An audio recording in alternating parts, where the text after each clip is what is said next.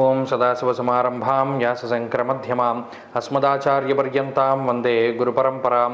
జ్యోతిషశాస్త్రాన్ని భావితరాల వారికి ప్రసాదించిన ఋషుల యొక్క పాదపద్మాలకి నమస్కారం చేసుకుంటూ, అలాగే నాకు ఈ జ్యోతిష విద్యను నేర్పిన గురువర్యులు జ్యోతిష బ్రహ్మ కీర్తిశేషులు శ్రీ ఈరంకి సూర్యనారాయణమూర్తి గారు, సూర్యశ్రీ దైవజ్ఞ గారి యొక్క పాదపద్మాలకి నమస్కారం చేసుకుంటూ, ఓం శ్రీ మహాగణాధిపతి నమః, శ్రీ గురుభ్యో నమః, హరి ఓం. వీక్షకులందరికీ నమస్కారం. ఏప్రిల్ నెల 28వ తారీఖు లగాయతు మే నెల 4వ తారీఖు వరకు ఉండేటువంటి గ్రహగతుల ఆధారంగా ద్వాదశ రాశుల వారికి ఈ వారం ఏ విధమైనటువంటి శుభాశుభ ఫలితాలు కలగబోతూ ఉన్నాయో ఈ కార్యక్రమం ద్వారా తెలుసుకుందాం. అందులో భాగంగా ఈ వారం ఉండేటువంటి గ్రహగతులను గమనిద్దాం. ఈ వారంలో మేష రాశి యందు రవిగ్రహం శుక్రగ్రహాల తాలూకు సంచారం కనబడుతూ ఉన్నది. అలాగే వృషభ రాశి యందు గురుడు సంచారం చేస్తూ ఉండగా, కన్యా రాశి యందు కేతువు, కుంభరాశి యందు శనేశ్వరుడు, మీనరాశి యందు కుజ, రాహు, బుధగ్రహాల యొక్క సంచారం ఉన్నది. ఈ వారంలో చంద్రుడు ధనస్సు, మకరం, కుంభరాశుల యందు సంచారం చేయబోతూ ఉన్నారు. ఇటువంటి పరిస్థితుల్లో ద్వాదశ రాశుల వారికి ఏ విధమైనటువంటి ఫలితాలు కలగబోతున్నా తెలుసుకుందాం. అందులో భాగంగా కన్యారాశి వారికి ఈ వారం సానుకూలమైనటువంటి గ్రహస్థితి గోచరిస్తూ ఉన్నది.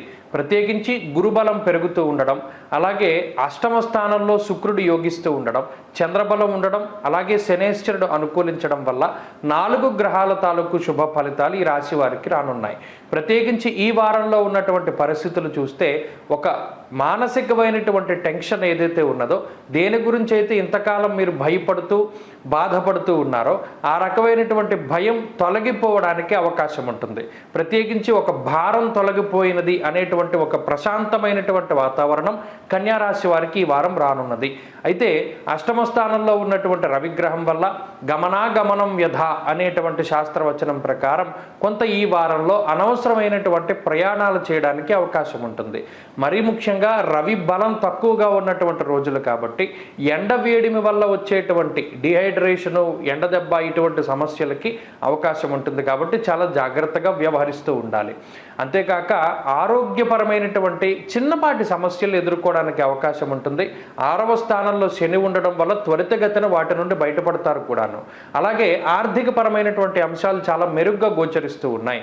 అనగా ఉద్యోగ వ్యాపారాలలో ఎదుగుదల అనేటువంటిది ఈ వారం కనిపించడానికి అవకాశం ఉంటుంది. ప్రత్యేకించి ఉద్యోగంలో ప్రమోషన్లు కానీ, ఇంక్రిమెంట్లు కానీ, లేదా ఇప్పటివరకు పర్మనెంట్ కాకపోయి ఉంటే ఇప్పుడు పర్మనెంట్ అవుతూ ఉండడం కానీ, ఇత్యాది అంశాలు ఏవైతే మీ శాలరీ పెరిగేటువంటి పరిస్థితులు ఉన్నాయో ఆ పరిస్థితులకు తగ్గట్టుగానే ఈ గ్రహస్థితి కొంత యోగిస్తూ ఉండడాన్ని మీరు గమనించవచ్చు.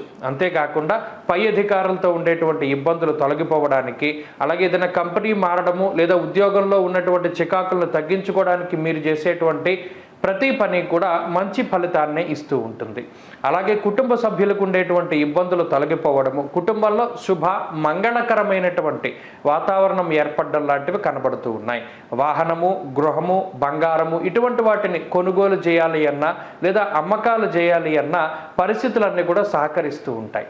ప్రత్యేకించి వ్యాపార పరంగా తీసుకునేటువంటి నిర్ణయాలు కలిసి వస్తాయి. భాగస్వామ్య వ్యాపారాలు కానీ, వంశపారంపర్య వ్యాపారాలు కానీ కలిసి రావడానికి అవకాశం ఉంటుంది. అంతేకాక విద్యార్థులకి గ్రహగతులు పూర్తిగా అనుకూలంగా ఉన్నాయి.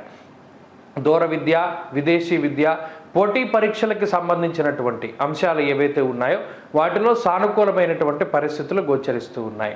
అంతేకాక స్త్రీలకు ప్రత్యేకించి ఈ గ్రహస్థితి మానసికమైనటువంటి ప్రశాంతతను కలగజేస్తుంది. అంతేకాక కుటుంబ ఆరోగ్యానికి కారణమవుతుంది. సంతానానికి సంబంధించినటువంటి ఉన్నతమైనటువంటి స్థితికి ఈ గ్రహస్థితి సహకరిస్తూ ఉంటుంది.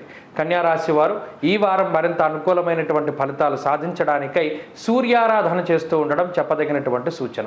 ఆదిత్య హృదయ స్తోత్ర పారాయణం లేదా శ్రవణం శుభ ఫలితాన్ని ఇస్తుంది. ఈ వారంలో కలిసొచ్చేటువంటి రోజు శనివారంగా చెప్పవచ్చును. అదృష్ట సంఖ్య 8, అదృష్ట వర్ణము లేత పసుపు రంగు. తదుపరి తులారాశి.